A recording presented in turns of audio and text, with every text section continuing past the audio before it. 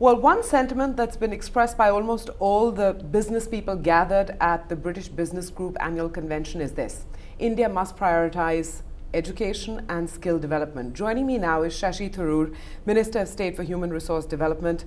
Mr. Tharoor, thank you for your time. I know you're going to say, look, India does already prioritize education and skill development. But thank you for taking the words out of my mouth. But I could argue, no, it's sandwiched right there between food security and a number of other pressing issues for the government. So is it number one priority? And we're big enough to walk and chew gum at the same time, to use that old expression. Fact is that, yes, we do have priorities across the board, and there are different people pursuing these priorities. Education remains fundamental, and remains fundamental for various reasons. Obviously, we cannot afford to look forward to growing in the 21st century with a population that is not yet close to 100% literate. We're about 74 now. We need to get that improved. We need to make sure that kids go to school and stay in school, reduce dropout rates. We need to make sure they come out of school with a level of knowledge that enables them to function in a modern society. We need to make sure that those who feel they have no academic talent have opportunities to develop vocational skills. In a culture where for 3,000 years, if you wanted to be a cobbler or a carpenter, you better have an uncle or a father who was a cobbler or a carpenter, because nobody else could teach you. We have to create a new culture of vocational training, perhaps community colleges, perhaps new training centers. And then we need to improve our higher education. It's often lamented that we don't have enough Indian universities in the top 200 rankings of global universities, any of the various rankings. And the truth is that one of the main reasons we don't is we don't do enough research. And research is heavily considered or weighted in these rankings. We need to get more research into our universities, and we need to do that from both the public and the private sectors.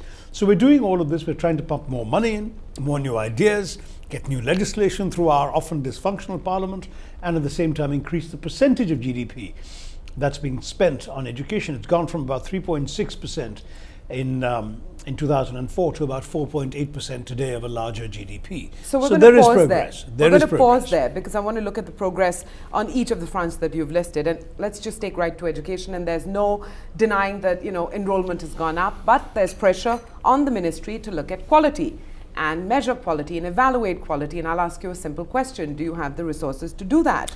Because we're talking 1.3 million schools. Yeah. Can the ministry do that? Well, not comprehensively, but we can do sample surveys. That's the pressing need. We're doing national sample surveys, which have shown that though overall achievement levels are low or still low, they are marginally improving each year, so that the sort of low levels, as it were, of academic attainment in our government school system is less low, or shall I say, is higher than it was in the previous sample survey a couple of years earlier.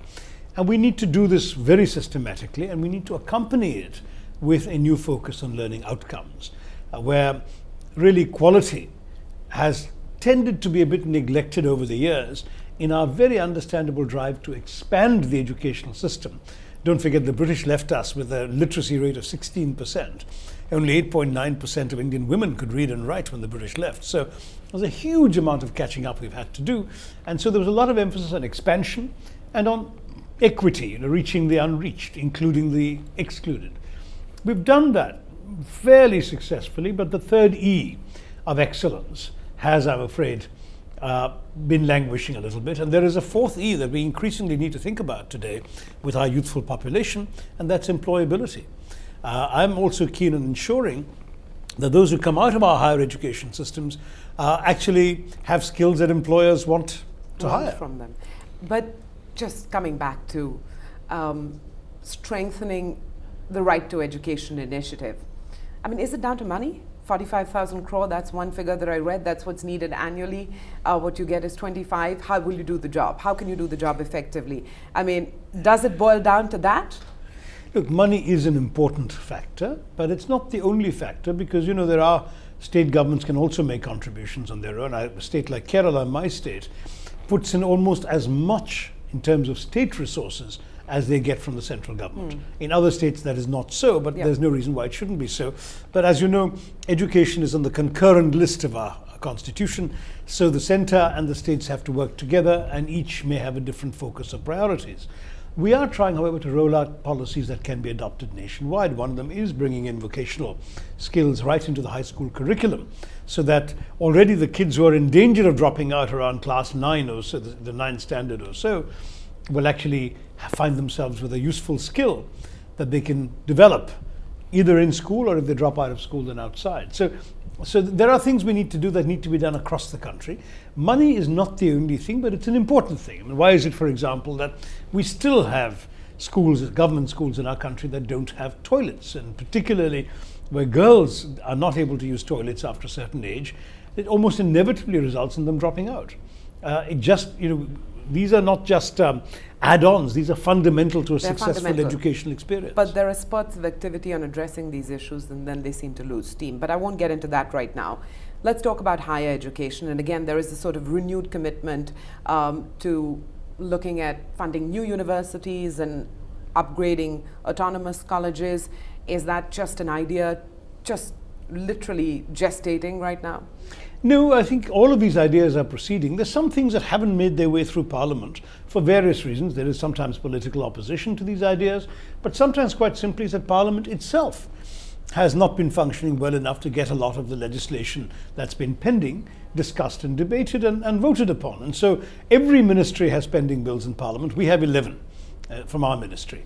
But those things that can be done through simply rewriting the rules, the regulations, those are being done, whether it's the UGC, which has the right, for example, to confer autonomy on colleges without a parliamentary law, whether it's the proposal by our ministry to actually permit foreign universities to come in. So that by opening I was companies. coming to that. There's still one last hurdle or two to go through. The law ministry is vetting the proposal, and once we have a nod to go ahead with that, we will. Because as it is right now, what people don't realize is there is no bar against foreign universities. It's just that they confront a regulatory minefield. And when they come here, which will get slightly smaller. No, it'll be much clearer now. The rules will be very clearly laid out, and then people will know exactly what they need to contemplate. Whereas without that, they've been reluctant to take that step and come in here. And frankly, my own view has always been that anything that will enhance capacity here is overdue. And why do we have so many foreign students, whether getting bashed up in Australia or going off to America, 100,000 a year, or even populating the universities that have been opened in places like Dubai and Muscat and Doha and Singapore, which ostensibly are meant to cater to Arabs, are being filled up by Indians. Yeah. So why can't we actually have places in India that they can go Which to, is which why will make them much happier? We're spending $1 billion of precious foreign exchange in foreign countries every year just educating some of our children abroad. We need to reverse some of that. So, what's the timeline then on foreign universities in India? Because you've underlined very clearly the pressing need. So, what's the schedule? The timeline, as far as the government is concerned, is pretty much now. We will get this through in a matter of weeks, and then the question is going to be whether universities abroad who were eyeing India in the boom years are still still willing looking at it. to step in and take. And what's the initiative. sense you get on that front? I think there have been some journalists who've written stories saying there isn't any more the same level of interest. They may be right. There might well be others who will show some interest. We have said that these rules will apply to welcoming any university that's ranked in the top 400 of any of the 3 major globally recognized rankings. And you don't think that's going to keep out That would many keep out some valuable, fly-by-night. but even perhaps some valuable, more vocationally oriented colleges. Is there a risk that vocational orientation, frankly, I think we ought to develop within ourselves, though we also have some international collaborations with, for example, the Americans guiding us on the setting up of community colleges. The UK is helping us on some aspects of this. The Australians and the Germans have shown some interest. So we might be able to get foreign collaboration without their actually coming up and setting up something here. But if tomorrow an institution that is not a university and does not intend to offer a degree wants to come and set up a particular kind of training facility, can set up a Section 25 company and come ahead and do that. What's the final word on IITs and their accreditation, which will allow them to sort of enter the, there's a lot of back and forth that's going on between the ministry and the IITs. The NBA, do the IITs get an accreditation by the NBA, and will that then allow them to enter these league tables for which they're missing from currently? No, they're already actually being ranked. They just aren't making it to the top 200. And many of the IITs, for example, are evaluated every year by the Times Higher Education rankings. And they have subsidiary rankings just for Asia, just for certain subjects and so on, in which some of the IITs do figure. So they haven't been left out of the rankings because of any accreditation problems. Okay.